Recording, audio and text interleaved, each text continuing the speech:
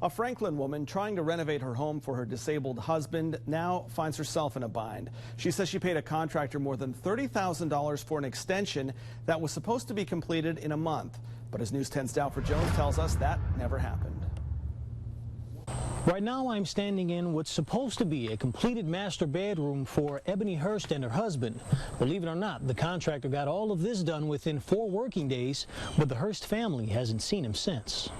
I'm not understanding. How could someone do this? Ebony Hurst hired a contractor hoping to modify their home to better accommodate her disabled husband.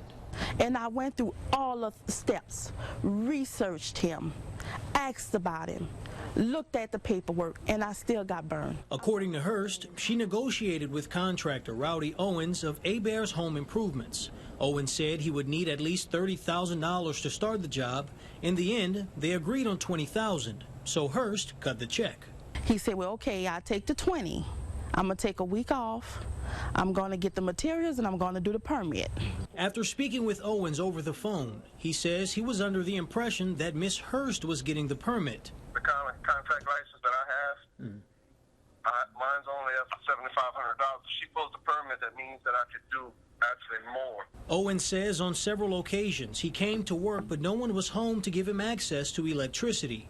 Both parties say they made several attempts to reach each other, and their calls went unanswered. Hurst then got authorities involved. An inspector came to the home and said the work was not up to code and the footing was not properly in place. It's an older home. Right. We was building the house according to what the older home was, but just a modern look to it. In the meantime, the Hurst family waits with only the standing framework of their dream master bedroom. I picked out the furniture. I have 2 storage rooms for the brand new furniture. I'm waiting. I'm ready. During our conversation with Rowdy Owens, he says he plans on returning about $26,000, which is the total minus about $7,500 for labor and material loss. If Miss Ebony would like for me to come and finish this job for her, I would love to come and finish the work for her. If you have an ongoing issue in your neighborhood or community and need help getting answers, call me or dial Alfred at 262-0868. In Franklin, Alfred Jones for KLFY News 10. Shireen Gott of the Better Business Bureau says when dealing with contractors, it's vital that you examine their credentials and work they've done in the past. Different kind of contractors require different kind of licensing and different thresholds of the amount of work they do per year. Say $100,000 per year, $5,000 per year. You know, it just depends on the contractor and the type of business that they're in.